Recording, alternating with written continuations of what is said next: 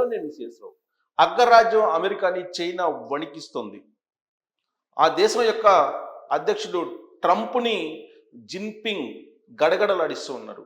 ఒక్క దెబ్బకు 84 లక్షల కోట్ల రూపాయలు నష్టపోయేలా తాజాగా చైనా చేసింది. ఏంటి అది అని అంటే, చైనా కొత్త సంవత్సరం, చాంద్ర సంవత్సరం అంటారు, అది జరుపుకుంటున్నటువంటి శుభ గడియల్లో ఆలీబాబా కంపెనీ, ప్రపంచవ్యాప్తంగా ఉండేటువంటి టెక్ కంపెనీలో ఒకటి ఆలీబాబా, అది కెన్వి 2.5 అనేటువంటి ఆర్టిఫిషియల్ ఇంటెలిజెన్స్ మోడల్ని విడుదల చేసింది. దీంతో ఒక్కసారిగా అమెరికా 84 లక్షల కోట్ల రూపాయలను నష్టపోయింది.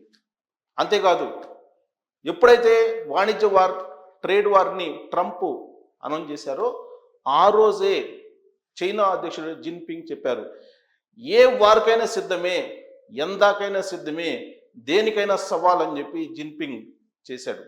అందుకే ఇప్పుడు చైనా అమెరికాని ఢీకొనేలా, అమెరికాని ఆర్థికంగా నష్టపరిచేలా ఇప్పుడు ఆర్టిఫిషియల్ ఇంటెలిజెన్స్ మోడల్స్ని రకరకాలుగా పరిచయం చేస్తుంది. వాటిల్లో ఒకటి కెన్వి 2.5. ఇది లేటెస్ట్ మోడల్. ఒక డీప్ సీక్ అనేటువంటి ఆర్టిఫిషియల్ ఇంటెలిజెన్స్ మోడల్కే అమెరికా కొన్ని లక్షల కోట్ల రూపాయలు నష్టపోయింది. ఇప్పుడు మళ్ళా లేటెస్ట్ వర్షన్ కెన్వి 2.5ని విడుదల చేసింది ఆలీబాబా, చైనాకు సంబంధించినటువంటి కంపెనీ. దీని దెబ్బకి అమెరికా తట్టుకోలేకపోతుంది. అమెరికాకు ఉండేటువంటి చాట్ జీపీటీ, అలాగే మెటా, ఓపెన్ ఏఐ, లెమా, ఇవన్నీ కూడా ఏవి కూడా సరితూగట్లేదు. ఆర్టిఫిషియల్ ఇంటెలిజెన్స్కి సంబంధించి ఓపెన్ ఏఐ చాలా మెరాకిల్స్ని సృష్టించబోతుందని చెప్పేసి అమెరికా అధ్యక్షుడు ట్రంప్ ప్రమాణ స్వీకారం చేసిన మరుసటి రోజే అనౌన్స్ చేశారు.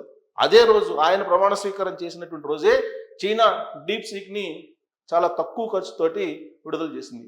ప్రపంచ మార్కెట్లో అత్యంత చౌకగా, యూజర్ ఫ్రెండ్లీగా ఉండేటువంటి మాడ్యూల్, అది ఉండేటువంటి టూల్. ఆ టూల్ని ఇప్పుడు ప్రపంచవ్యాప్తంగా 111 దేశాలు వినియోగిస్తున్నాయి. అంతేకాదు, ప్లేస్టోర్లో కూడా 18 దేశాల్లో ఈ ప్లేస్టోర్లో డౌన్లోడ్ చేసుకుంటున్నాయి. దీని దెబ్బకు అమెరికాకు సంబంధించిన చాట్ జీపీటీ కానీ, మెటా కానీ, ఓపెన్ ఏఐ కానీ, ఇవన్నీ ఏవి కూడా సరితూగట్లేదు. దీని కారణంగా అమెరికా భారీగా నష్టపోతుంది. అందుకే జిన్పింగ్ చాలా క్లియర్గా చెప్పారు, రాబోయేటువంటిది అణుయుద్ధం కాదు, వస్తే రాబోయేటువంటి రోజుల్లో సాంకేతికపరమైన యుద్ధం వస్తుంది అని చెప్పారు. అందుకే ఇప్పుడు సాంకేతికపరమైన యుద్ధమే సిద్ధమైంది. ఆ యుద్ధం చాలా తీవ్రంగా జరుగుతుంది. చైనా, అమెరికా మధ్య జరుగుతున్నటువంటి ఓపెన్ ఏఐ టూల్స్ యుద్ధం ఏదైతే ఉందో, ఇది అమెరికాని కుప్పగూల్చేలా చేస్తుంది. దానికి తగ్గట్టు అమెరికా మిత్ర దేశాలు సహకరించట్లేదు, అమెరికాకి శత్రు దేశాలు ఎలాగో సహకరించవు. అమెరికా అధ్యక్షుడిగా ఉన్నటువంటి ట్రంప్ తీసుకుంటున్నటువంటి నిర్ణయాల కారణంగా దేశంలో ఉండేటువంటి జనం రోడ్ల మీదకి వస్తున్నారు. ఆయన తీసుకున్నటువంటి నిర్ణయాలను వ్యతిరేకిస్తూ ఉన్నారు. అక్కడ ఉండేటువంటి న్యాయస్థానాలు తప్పుపడుతూ ఉన్నాయి. అయినప్పటికీ ట్రంప్ వెనక్కి తగ్గట్లేదు. ఉద్యోగస్తుల్ని పీకేస్తున్నారు. గవర్నమెంట్ ఉద్యోగస్తుల్ని 2 లక్షల మందిని తీసేయాలనేటువంటి టార్గెట్గా పెట్టుకున్నారు. రక్షణ వ్యవస్థలో తీసేస్తున్నారు, ఎఫ్బిఐలో తీసేస్తూ ఉన్నారు. ఆ తీసేసేటువంటి దానికి డిపార్ట్మెంట్ ఆఫ్ ఎఫిషియన్సీ అని పేరు పెట్టి డోజ్ అనే దాన్ని క్రియేట్ చేసి ఆ బాధ్యతను ఎలన్ మస్క్కి అప్పచెప్పారు. ఎలన్ మస్క్ వీలున్నంత వరకు ఎక్కువ మందిని ఎంప్లాయీస్ని తీసేసేటువంటి కార్యక్రమంలో మునిగి తేలుతూ ఉన్నారు. అంతేకాదు, ఎలన్ మస్క్ కంపెనీలు కూడా కొన్ని లక్షల కోట్ల విలువైనటువంటి సంపదను కోల్పోయాయి. దానికి కారణం ఎలన్ మస్క్, ట్రంప్ ఇద్దరు కలిసి అమెరికాని గందరగోళంలోకి నెట్టేస్తున్నారు. ఒకప్పుడు అగ్రరాజ్యంగా ఉన్నటువంటి అమెరికా అంటే అందరికి గౌరవం ఉండేది. ఇవాళ మెక్సికో కూడా చీదరించుకుంటున్నటువంటి పరిస్థితికి అమెరికాని తీసుకొచ్చారు ట్రంప్ అనేటువంటి అభిప్రాయం అక్కడ ఉన్నటువంటి పౌరుల్లో ఉంది. ఇమ్మిగ్రేషన్ పాలసీని విచ్చలవిడితనంగా ఆయన మార్చేస్తూ ఉన్నారు. దానికంటూ ఒక శాస్త్రీయమైనటువంటి పద్ధతి లేకుండా చేస్తూ ఉన్నారు అనేటువంటి అభిప్రాయం ఉంది. ఎన్ఆర్ఐల పిల్లలకి దాదాపు 130,000 మంది ఇప్పుడు అక్కడ ఉన్నటువంటి పౌరసత్వాన్ని తీసుకోవాల్సినటువంటి పరిస్థితి ఏర్పడింది. అది అంత సాధ్యం కాదు, వాళ్ళందరూ మళ్ళీ ఇండియాకి తిరిగి రావాల్సిన పరిస్థితి వస్తుందని చెప్పి తెలుస్తుంది. ఇంకొక వైపు రెస్టారెంట్లు మూతపడుతున్నాయి, వ్యాపార సంస్థలు మూతపడుతూ ఉన్నాయి అనేది అమెరికాలో ఉండేటువంటి రిపోర్ట్. రియల్ ఎస్టేట్ అక్కడ కుప్పగూలిపోయింది అనేటువంటి రిపోర్ట్స్ అమెరికా నుంచి వస్తున్నాయి. దానికి కారణం ద్రవ్యోల్బణం పెరగడం, అక్కడ దానికి తగిన విధంగా ఆదాయాలు లేకపోవటం, పైగా గోరు చుట్టు మీద రోకటి పోట్ల ఇప్పుడు ట్రంప్ తీసుకుంటున్నటువంటి నిర్ణయాల కారణంగా రియల్ ఎస్టేట్ కుదేలైపోయిందని చెప్పి తెలుస్తుంది అక్కడి నుంచి వస్తున్నటువంటి సమాచారం ప్రకారం. దీంతో ఆదాయం తగ్గిపోవటం, ఖర్చులు పెరగడం, జీవనం సవ్యంగా సాగపోవడం అనేది అక్కడ ఏర్పడింది. అసహనం పెరిగిపోయింది. అందుకే రోడ్ల మీదకి వచ్చి ట్రంప్ని వ్యతిరేకిస్తూ ఆందోళన చేస్తున్నారు అనేది అమెరికాలో తరచూ మనకు వస్తున్నటువంటి న్యూస్ అమెరికా నుంచి. దీనికి తోడు ఇప్పుడు చైనా ఎక్కుపెట్టింది అమెరికా మీద. అమెరికా ఇంపోర్ట్ డ్యూటీస్ని, టారిఫ్ వార్ని ప్రకటించింది.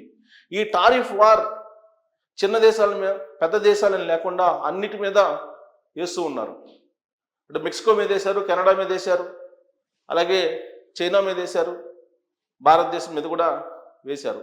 ఈ దేశం ఆ దేశం అని కాదు, అన్ని దేశాల మీద టారిఫ్ వార్ని ప్రకటించింది. దీంతో అమెరికా అంటేనే అందరూ వ్యతిరేకిస్తున్నారు, ఆయా దేశాలకు సంబంధించినటువంటి అధినేతలు.